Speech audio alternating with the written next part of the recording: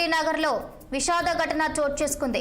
శ్రీ వెంకటేశ్వర స్వామి ఆలయం మెట్ల సమీపంలో విద్యుత్ షాక్ గురై గుడ్ల సాయి అనే 6 ఏళ్ల బాలుడు అక్కడికక్కడే మృతి చెందాడు.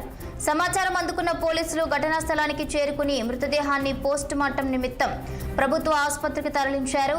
ఈ ఘటన విద్యుత్ శాఖ సిబ్బంది నిర్లక్ష్యం వల్లే జరిగిందని స్థానికులు, కుటుంబ సభ్యులు ఆరోపిస్తూ బాధ్యులపై కఠిన చర్యలు తీసుకోవాలని, బాధిత కుటుంబానికి తగిన నష్టపరిహారం అందించాలని డిమాండ్ చేస్తున్నారు. ఘటనకు గల అసలు కారణాలపై పోలీసులు, సంబంధిత అధికారులు దర్యాప్తు చేపట్టారు. ఇక ఇదే అంశానికి సంబంధించి పూర్తి అప్డేట్స్ మా ప్రతినిధి దురాని అందిస్తారు. Durani, good morning Bhavani. ఈ విద్యుత్ శాఖ నిర్లక్ష్యంతో 6 ఏళ్ల బాలుడు మృతి చెందడం చాలా విషాదకర ఘటనగా చెప్పుకోవాలి.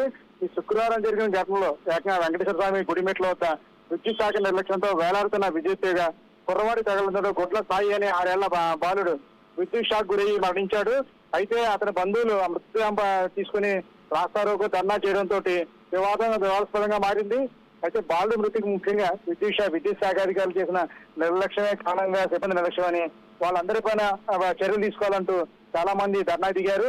వాస్తవంగా చూసుకుంటే కనుక అక్కడ విద్యుత్ శాఖ ఏ పనులు చేపట్టినా సరే విద్యుత్ తీగలు గాల్లో వేలాడుతూ చాలా నిర్లక్ష్య ధోరణి కనిపిస్తూ ఉంటుంది. ఎన్ని మార్లు ఫ్యూజ్ బాక్సులు సైతం గాల్లో వేలాడుతూ గోడ కొట్టినట్టుగా ఓపెన్ గా ఉండడం చూసి చాలా మంది ఎన్నిసార్లు చెప్పినప్పటికీ విద్యుత్ శాఖ తమ తప్పు సర్దిద్దుకోవట్లేదు.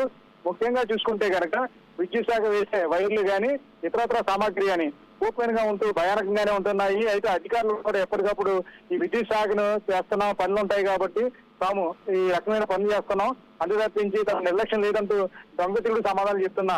ముఖ్యంగా విద్యుత్ శాఖ అయితే కనుక పూర్తిగా నిర్లక్ష్య ధోరణి వస్తుంది.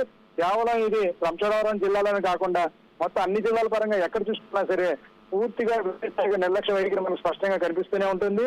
ఈ ప్రస్తుతం అయితే గుడ్ల సాయి అనే బాలుడు చనిపోయినప్పటికీ అది కూడా ఆలయం సమీపంలో మెట్ల దగ్గర చిన్నారి చనిపోవడం ఎంతో వేదనకు గురి చేసినప్పటికీ ఇక్కడ ఎక్కడ చూసుకున్నా సరే విద్యుత్ శాఖ విద్యుత్ తీగలను సరిచేయకపోవడం, అలాగే న్యూట్రల్ గానీ ఫేజ్ గానీ సరైన స్థితిలో ఉంచకపోవడం, అలాగే సమయానుకూలంగా విద్యుత్ సమస్యలను సరిచేయకపోవడంతో అనేక విద్యుత్ ప్రమాదాలు జరుగుతున్నాయి.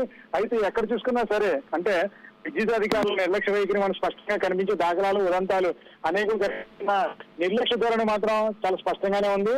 అయితే విద్యుత్ శాఖ అధికారులు నష్టపరిహారం అంటే స్పష్టంగా చట్టంలో స్పష్టంగానే ఉంది. విద్యుత్ శాఖ నిర్లక్ష్యం వల్ల కానీ విద్యుత్ శాఖ వల్ల ఎవరైనా మరణించిన ప్రభుత్వం నష్టపరిహారం చెల్లించాల్సి ఉంటుంది. అయితే కూడా తొంగలో తొక్కుతూ విద్యుత్ శాఖ చాలా నిర్లక్ష్యంగా వివరిస్తూ, ఎందుకంటే అధికారులు తమ పనితీరు తప్పులేదని ప్రజలే కావాలని విద్యుత్ దగ్గర దూరంగా ఉండకుండా నివాస స్థలాల మీదుగా విద్యుత్ తీగలు వెళ్తున్నాయని అధికారులు చెప్తున్నారు. ఎటు చూసినా సరే విద్యుత్ ఇళ్ల నుంచి కూడా విద్యుత్ తీగలు వెళ్తున్న విధానం, అలాగే 32 kV హై టెన్షన్ వైర్లు కూడా ఇళ్ల నుంచి వెళ్ళడం మనం చాలా తరచుగా చూస్తుంటాం. బట్టలు ఆరబేసే క్రమంలో కూడా ఏదో తీగ తగిలి ప్రాణాలు కోల్పోతున్న వాళ్ళు కూడా అనేక మంది ఉన్నారు. అయినప్పటికీ విద్యుత్ శాఖ అధికారులు తమ నిర్లక్ష్య ధోరణి విడనాడకుండా ఉంటున్నారు.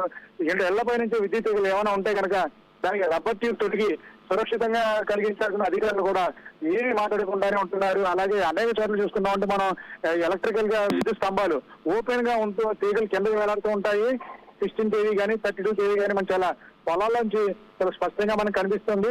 ఇప్పటికైనా సరే అధికారులు తమ నిర్లక్ష్య ధోరణి విన్నాడి విద్యుత్ ప్రమాదాలు జరగకుండా కాపాడాల్సిన బాధ్యత అధికారులపై ఎంతైనా ఉంది. Bhavani, thank you Durani, thank you for the updates.